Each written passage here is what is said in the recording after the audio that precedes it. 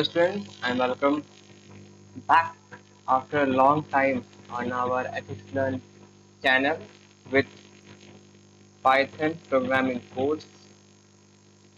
आज जो complete जो series है basic Python जो series हमने लाई है, आज उसका लास्ट लेक्चर है. ठीक है, आज उसका लास्ट लेक्चर है. उसके बाद आपके सारे प्रैक्टिस के भी प्रोग्राम आपके चलेंगे. प्रैक्टिस के आपके प्रोग्राम चलेंगे and then you will be ready for everything. ठीक है, so do not forget to subscribe our channel. Do not forget to subscribe our channel and let's begin. तो आज हम सीखने वाले सबसे पहले तो रिकरेंस के बारे में. पिछले वीडियो में हमने सीखा था फंक्शंस के बारे में. ये फंक्शन क्या होता है, कैसे काम करता है. आज हम लोग उसी का यूज करके एक उसका मतलब एक छोटा सा टॉपिक है, इसलिए रिकर्जन, उसके बारे में हम लोग सीखने वाले हैं. ठीक है, तो सबसे पहले देखते हैं हम लोग आज लेक्चर में क्या हम लोग देखने वाले. सबसे देखेंगे हम लोग तो ये रिकर्जन आखिर होता क्या है, उसके बाद उसकी वर्किंग क्या होती है, मतलब वो आखिर काम कैसे करता है. ये हम लोग एक एग्जांपल सीखेंगे. फैक्टोरियल वाले एग्जांपल है. आपने अपने क्लास 11th में आपने सीखा होगा परम्यूटेशन एंड कॉम्बिनेशन नाम के चैप्टर में. वहाँ पे होगा एक, वहाँ पे आपका एक टॉपिक होगा जिसका नाम होगा फैक्टोरियल. वो आपको यहाँ पे सीखना है. उसके बाद हम लोग कुछ एडवांटेज के बारे में सीखेंगे और इसके कुछ डिसएडवांटेज के बारे में सीखेंगे. ठीक है, सबसे समझना है वही कि ये रिकर्जन होता है. ठीक है, अब इसका सिंपल सा मतलब होता है कि जब कोई फंक्शन अपने आप में ही अपने आप को कॉल करे, मतलब खुद को ही दोबारा कॉल करे, रिपीट करके. ठीक है, खुद को ही वो दोबारा रिकॉल करे, बुलाए, उसी को बोलते हैं रिकर्जन. अब इसका जो ये अभी ये कोडिंग कौन से है, ये आप इस पे आप ज्यादा फोकस मत करिएगा. ये बस आपको एग्जांपल के लिए ही मैंने एक कोडिंग दी थी. ठीक है, मैं आपको दिखा रहा हूँ आखिर ये मतलब होता क्या है. यहाँ तो आपकी ये तो आपका मेन फंक्शन आपका स्टार्ट करता है. उसके बाद जब यहाँ पे तुरंत हम लोग एक केस डालेंगे ना कि भैया ये हमारा कि भैया जब भैया एन की वैल्यू जब जब 0 हो जाए तो इसको तो वापस दे दो, लेकिन रिटर्न कर दो. इसी को बोलते हैं बेस केस. इसी को बोलते हैं बेस केस. अब इसकी वर्किंग कैसे होती है, इसका वर्किंग सिंपल सा होता है कि मतलब अगर आप कोई मान लीजिए ये फंक्शन है. ठीक है, यहाँ आपका मेन फंक्शन होगा जहाँ से हम लोग उसको कॉल करेंगे. यहाँ से आया, हम लोग यहाँ पे आकर के इसको सबसे पहले कॉल करते हैं. कॉल किया तो कॉल करने के बाद क्या करेगा, अपने अंदर के प्रोग्राम को भी काम करने को लगाएगा ना. तो अब अपने अंदर के प्रोग्राम में आप लिखा, अब ये कोई एक कंडीशन डाल दिया होगा बेस केस का कंडीशन होगा.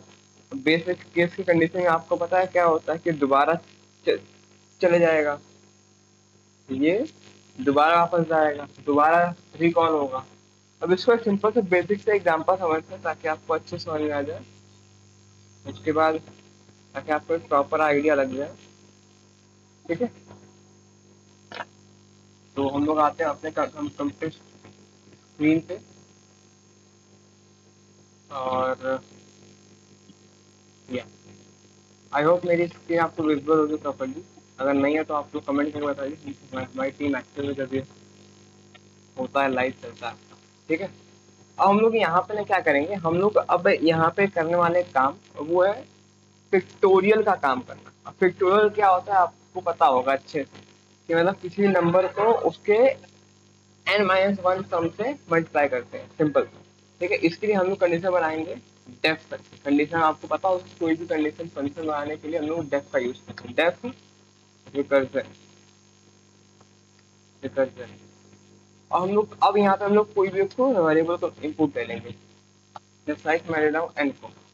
अब यहाँ पे हम लोग एक कंडीशन बनाएंगे. वो क्या, सबसे पहले समझिए कि मतलब अब ये होता क्या है. पिक्टोरियल को आपको दिखाते हैं कैसे, जैसे as example my pictorial of, मुझे 5 चाहिए. ठीक है, मुझे पिक्टोरियल ऑफ 5 चाहिए. ठीक है, तो मैं इसे कैसे दिखाऊंगा, मैं इसे दिखाऊंगा 5 इंटू 4 इंटू 3 इंटू 2 इंटू 1। ठीक है, ये होगा आपका 5 का फैक्टोरियल। आप इसे कैलकुलेट कर लेंगे, ये समहाउ अप्रॉक्स आएगा आपके 120 के। मैं श्योर नहीं हूँ, बट 120 के ही अप्रॉक्स आता है। अब इसके रिलेटेड ही हम लोग एक प्रोग्राम लिखेंगे। चलिए, डेफ रिकर्जन। ठीक है, अब हम लोग n को इनपुट कर लेंगे, और सबसे पहला जो केस बनेगा वो बनेगा कि भैया जब n की वैल्यू 1 हो, मीन 0 हो, ठीक है, और जो n की जो वैल्यू है वो 1 हो जाए, उस केस में क्या होगा? उस केस में आपको क्या क्या करना है, मैं आपको बता रहा हूँ। उस केस में क्या करना है, सिंपल सा आपको करना, रिटर्न रिटर्न 1 का आपको करना है। रिटर्न 1 आप कर देंगे, ये वैल्यू आपको रिटर्न 1 कर देगा। बट एल्स अगर ये वैल्यू 1 0 या फिर 1 नहीं होती, तो यहाँ पे क्या होगा? तो यहाँ पे क्या होगा, हम लोग यहाँ पे क्या करेंगे, रिटर्न कर देंगे। रिटर्न, अब देखिए आप लोग 5 की फैक्टोरियल को आप लोग क्या लिख सकते हैं, 5 इंटू 4 का फैक्टोरियल, है ना, लिख सकते हो। 5 इंटू एन माइनस 1 मीन्स 4 का फैक्टोरियल, है ना, 4 का फैक्टोरियल आप लोग लिख सकते हो, है ना। तो वैसे ही एन इंटू, और हम लोग अब क्या, आप लोग मुझे, अब सबसे पहले आप लोग मुझे कमेंट में बताइए कि क्या ये चीज पाइथन अलाउ करेगा?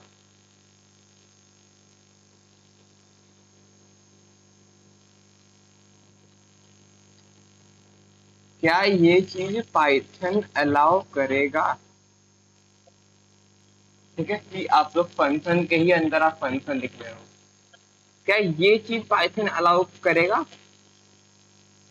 हाँ, आप लोग बस मुझे इतना बता दीजिए, पाइथन क्या इस चीज को अलाउ करेगा?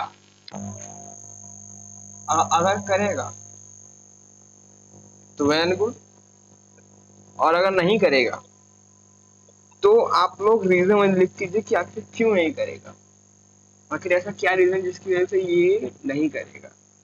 तो मैं आंसर बताया था आपको, जो आंसर होगा वो यस, ये पाइथन अलाउ करेगा। हम लोग पाइथन में एक के अंदर एक केस हम लोग लिख सकते हैं। आपने अभी पढ़ा रिकर्जन में, जहाँ पे एक में वो खुद कोई भी कॉल कर रहा है, तो मैंने यहाँ पे माइनस वन लगा दिया। क्या अंतर है दोनों को? कोई अंतर नहीं है। हम लोग यहाँ पे क्या करेंगे, सिंपल सा प्रिंट करवा देंगे इसको, पिक्टोरियल को। ठीक है, पिक्टोरियल नहीं, जो फंक्शन होगा रिकर्जन। और मैं मान लीजिए मैं डाल रहा हूँ 5, डाल रहा हूँ 5। अब इसको सेव करेंगे और हम लोग इसको रन करेंगे। ये देखिए, एग्जिट कंप्लीटली एग्जीक्यूटेड सक्सेसफुली, और यहाँ आपका वैल्यू आ रहा है 120, यानी कि जो हमने गेस किया था वो सही है, 120 ही इसका एक्चुअल वैल्यू आती है। ठीक है, अब जरा समझते हैं कि आखिर ये जो पाइथन का जो कोड है, ये पाइथन ने आखिर इस चीज को किया कैसे, है ना। पाइथन ने एक्चुअल में इन चीजों को किया कैसे, मतलब वो कोड, मतलब वो एक्चुअल में वो कैसे पहचाने कि हाँ कि मेरा यही कोड है ना। चलिए, यही था कोड, है ना। चलो मैं बताता हूँ कि आखिर पाइथन ने कैसे आइडेंटिफाई किया कि मतलब यही कोड लगेगा। देखिए, जब मैं यहाँ 3 लिखा है, हम लोग कुछ और लेके चलेंगे, कोई दिक्कत नहीं है। यहाँ 3 लिखा है, हम लोग यहाँ पे 3 ही लेकर के चलेंगे। ठीक है, अब देखिए, जब यहाँ पे फंक्शन, अब जब यहाँ पे मैंने उस चीज को कॉल किया था, यहाँ पे जब मैंने कॉल किया था, तब यहाँ पे हुआ क्या था आपको समझ में आ गया होगा। जब यहाँ पे 3 लिखा था, तो ये 3 जो है फंक्शन के पास गया सबसे पहले, और फंक्शन में यहाँ पे वैल्यू 3 रखा गई। अब यहाँ पे जब वैल्यू 3 रखाई, तो उसने अब कहा, तो अब उसने अपना कंडीशन चलाया देखा कि भैया यहाँ तो वैल्यू 1 है ही नहीं, तो अब इसको क्या कर देगा, 1 है ही नहीं, तो अभी एल्स पे जंप करा देगा।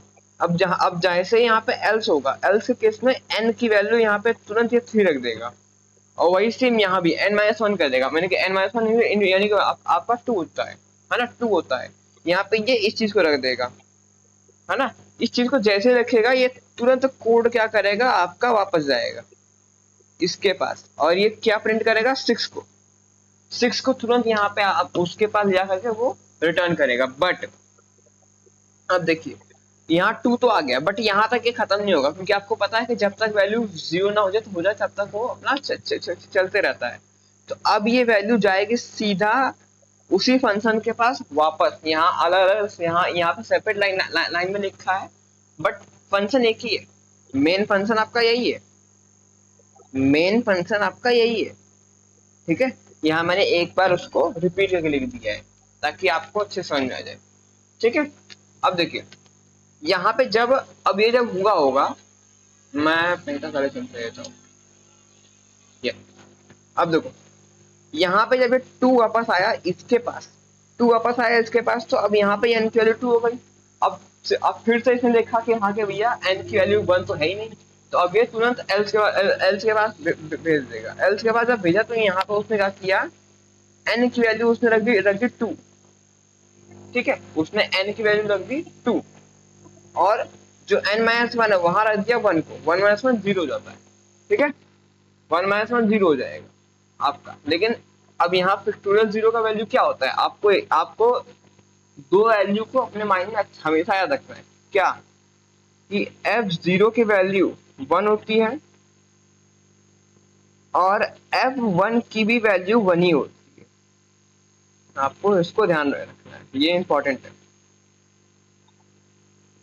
ठीक है, ये आपका इंपॉर्टेंट है। अब ये अब ये फैक्टोरियल करेगा, फैक्टोरियल में n-1 0 हो जाएगा, मतलब n 1-1 0 हो जाएगा। अब 0 की वैल्यू क्या होती है, 1 होती है, तो 1 इंटू 2 हो जाएगा, तुरंत वहां पे 1 इंटू 2 हो जाएगा, जो कि आपकी वैल्यू 2 होगी। अब ये 2 को रिटर्न कर देगा, ठीक है, ये 2 को रिटर्न करेगा। अब 2 को जैसे ये रिटर्न करेगा, तो अब यहाँ आपका तो 1 आ गया ना, ये वैल्यू फैक्टोरियल की आपकी 1 आ गई। अब ये दोबारा इसके पास आएगा, अब यहाँ पे कंडीशन चेक करेगा कि हाँ कि भैया क्या ये 1 है, तो हाँ ये 1 है, हाँ ये 1 है, तो अब ये 1 को रिटर्न कर देगा। तो मतलब अब आप सॉल्व करेंगे, तो यहाँ पे 6 इंटू 2, जो कि आपका 12 होता है, 12 आपका जो 3 फैक्टोरियल की वैल्यू आती है वो आती है 12,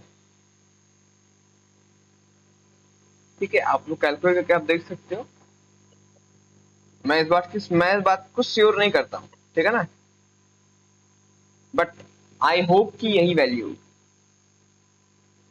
ठीक है, आई होप कि यही वैल्यू। और मैं अपने श्योरिटी के लिए मैं एक बार इसको चेक भी कर लेता हूँ। ये क्या होगा, 3 इंटू 2 इंटू,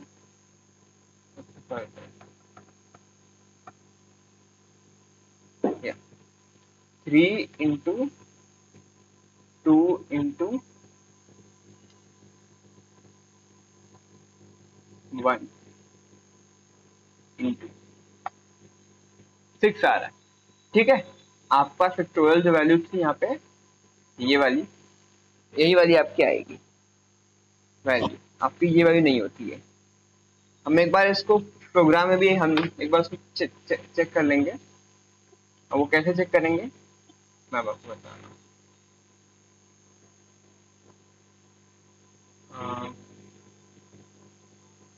क्या हॉटस्पॉट ऑन होगा,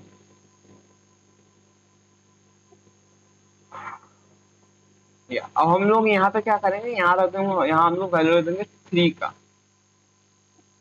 ठीक है। हम लोग यहाँ पे 3 रखेंगे, एंड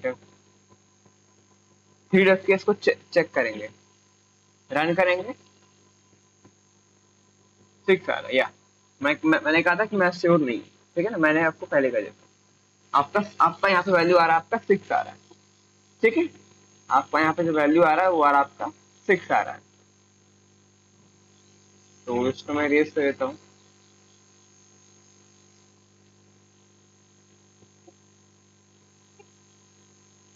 ठीक है, अब बढ़ते हैं इसके एप्लीकेशन की ओर, मतलब इसके एडवांटेजेस की ओर। इसका एडवांटेज सबसे पहले तो क्या है, इसका जो सबसे पहला जो एडवांटेज होता है ना, देखो इनका, देखो अब रिकर्जन जैसे जैसे फंक्शन का सबसे ज्यादा यूज कहाँ होता है मैं आपको बता देता हूँ। इसका सबसे ज्यादा यूज होता है मैथमेटिकल टूल्स के लिए, मैथमेटिकल टूल्स के लिए इसका सबसे ज्यादा यूज होता है। ठीक है, और ये कोड को बिल्कुल ही मतलब क्लीन वे में रखने का काम करता है। ठीक है, और ये जो होता है ना, जैसे अब मान लो कोई बहुत बड़ी कॉम्प्लेक्स प्रोग्राम आ गई, बहुत बड़ी कोई मान लो कोई कॉम्प्लेक्स ही आपकी प्रोग्राम आ गई है, तो अब ये उसको ना ब्रोक करके छोटे छोटे हिस्सों में, इसको सब प्रॉब्लम्स में इसको हम लोग सॉल्व कर सकते हैं रिकर्जन के जरिए। ठीक है, और इससे आपने, और इससे क्या होगा ना, इससे आपकी नेस्टिंग बहुत अच्छी अच्छी अच्छी बन जाती है। जैसे आपने नेस्टेड लूप के बारे में आपने पढ़ा होगा, है ना, तो उसमें नेस्टिंग करने में बहुत दिक्कत होती है, बट यहाँ पे क्या होता है, नेस्टिंग करने में आसानी हो जाएगी, है ना। जैसे आपने अभी देखा क्या कैसे यहाँ पे सारा सारा फ्लो आपका बन रहा था, एग्जैक्ट वैसे ही। ठीक है, अब बात करते हैं कि इसके डिसएडवांटेज क्या है। इसका जो डिसएडवांटेज है ना, और वो है कि कुछ कुछ लॉजिक, है ना, कुछ कुछ लॉजिक ऐसे हैं इस रिकर्जन के पीछे जिसको फॉलो करना बहुत हार्ड हो जाएगा। ठीक है, इसको फॉलो करना बहुत हार्ड हो जाएगा। और और जो रिकर्सिव कॉल होता है वो एक्सपेंसिव होता है। अब एक्सपेंसिव क्यों है, क्योंकि इसको सबसे ज्यादा मेमोरी और टाइम की रिक्वायर्ड होगी। रिकर्जन को टाइम और मेमोरी इनकी बहुत ज्यादा रिक्वायर्ड होती है ना, और इनको डिबग करने में भी टाइम लगता है। जैसे आपने देखा, जब मैंने कोड को वहां पर रन किया, तो एटलीस्ट मतलब वो 30 से 35 सेकंड वो लिया था डिबग करने में। हालांकि वीडियो फास्ट फॉरवर्ड थी, बट वो लगभग 3 से 4, वो आपको 3 से 4 सेकंड में दिखा होगा, लेकिन एक्चुअल में वो लगभग 36 सेकंड लिया था प्रॉपर।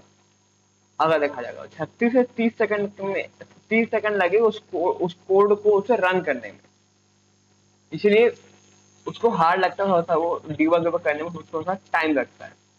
ठीक है, तो फिर चलिए ऐसे ही आपसे मिलते हैं किसी और कोर्स में, और मैं मैथ आप करते रहिए, पढ़ते रहिए, प्रैक्टिस करते रहिए। तब तक के लिए keep learning and I will see you soon. और सारे सारे नोट्स आपके वहीं पे साइट पर हम लोगों ने आपके पाइथन कंप्लीटली वहां पे लगा दिए, वहां से हमको दिख सकते हैं। ठीक है, हैव अ ग्रेट डे।